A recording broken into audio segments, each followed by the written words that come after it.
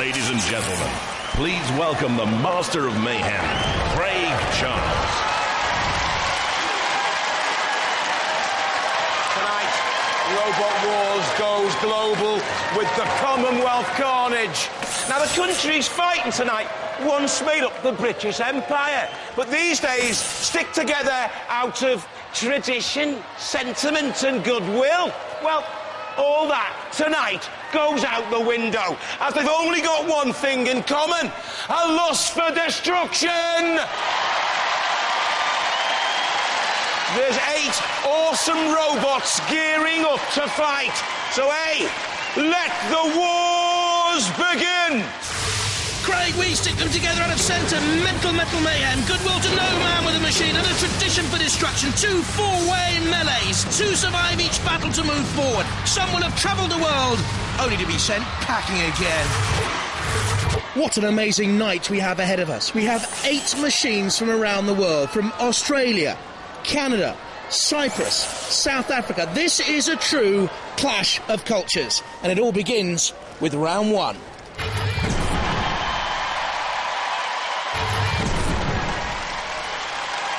From Queensland in Australia, Bondi Titch. Will this serve to Robot Wars glory?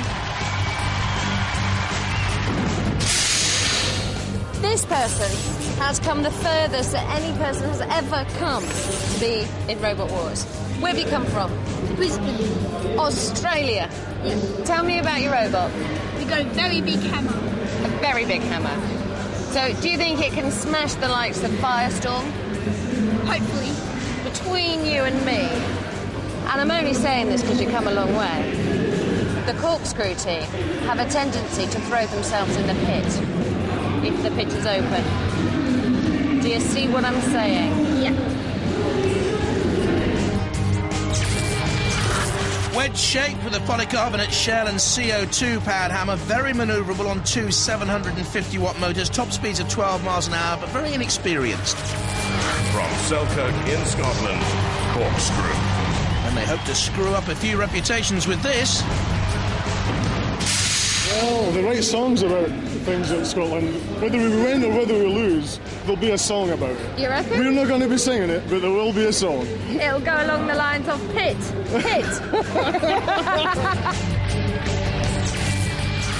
A completely revolving body with 6 big blades. A total 360-degree killing zone there.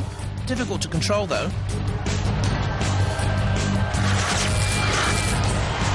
From Belfast in Northern Ireland, Weldorf 3. Once World Championship quarter-finalists.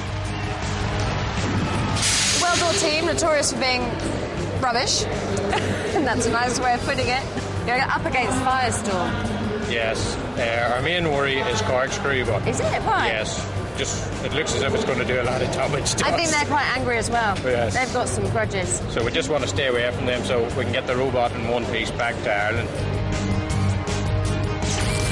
A wedge flipper design with 24-inch rotating blades at the rear, the flipper at the front, 12-volt motors, a strong speed controller, but I question the stamina here.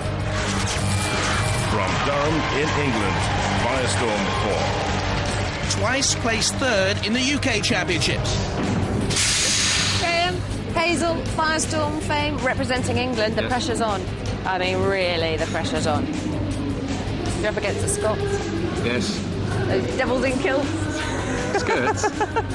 Do you think they can beat you? Not a chance, surely. They'd be the one that I would be most wary of going into this fight. Yeah. Normally they just throw themselves into the pit, though. They're quite good at that. They got it down to a fine art. Yeah. Wedge-shaped again with a pneumatic forward hinge flipper, 2-wheel drive and unique active differential. Very powerful, excellent manoeuvrability. 2-wheel drive, though not as good as 4-wheel drive for pushing. Roboteers, stand by.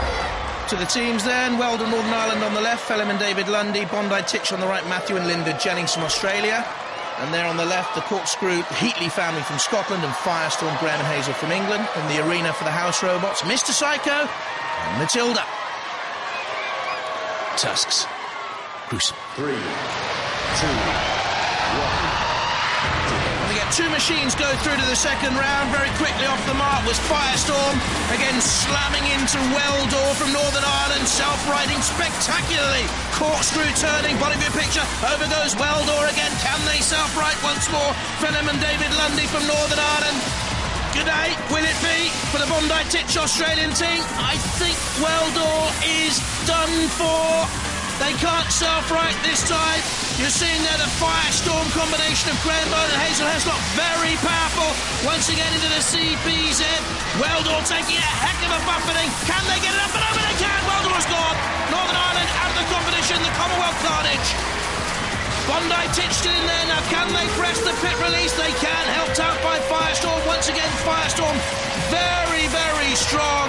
Hugely experienced in the Robot Wars war zone. Bondi Titch, down comes the big hammer. Let's hope those skirts don't come down to the corkscrew control box. Oh, they're going to spin their way to oblivion again. Very close to going down that pit.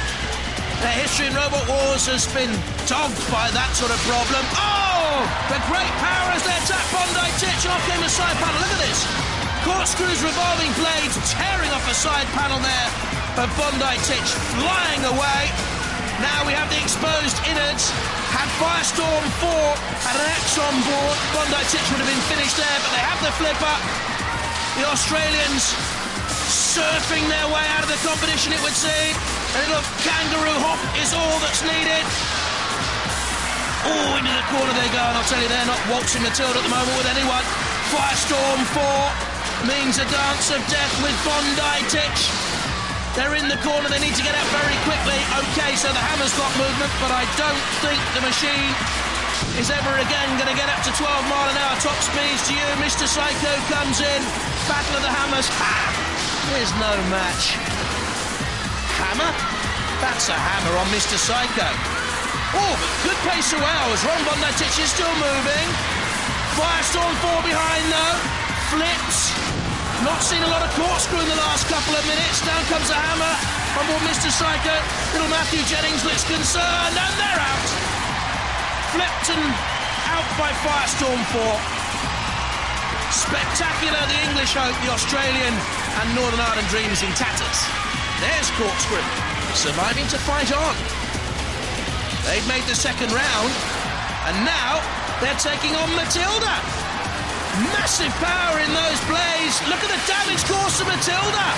They've hardly made a silk burst out of a sow's ear. In the same control box, look, and going through Corkscrew and Firestorm. Out, though, Bondi Titch and the Weldor team from Northern Ireland. What a fight! Firestorm runs amok. It's bye-bye to the boys from Bondi.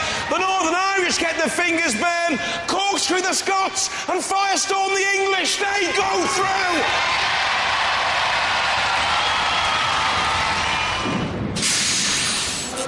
From Brisbane in Australia to face and take on Mr. Psycho. How does it feel? Very weird. Was it more difficult than you thought? Yeah. Were you scared? But you got battle scars from Matilda. You did very well for Australia, so you should be very proud. Yeah? Yeah. Congratulations, and thank you very much for coming all that way. And now go home. Australia and Northern Ireland out. Next up, Canada, Cyprus, South Africa and Wales.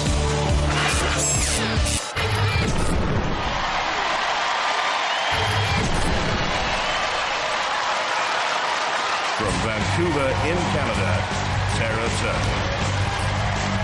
The house robots will have a slurp of turtle soup now and again. So Canada against Wales, South Africa and Cyprus. Can you do it? Well, they have very, very tough robots. They seem to have been in the robot business a bit longer than Canadians, than this Canadian anyway, so we're up against it. It's going to be tough. Turtles are almost gone from the wild, and they may be gone from Robot Wars shortly, too. Oh, no!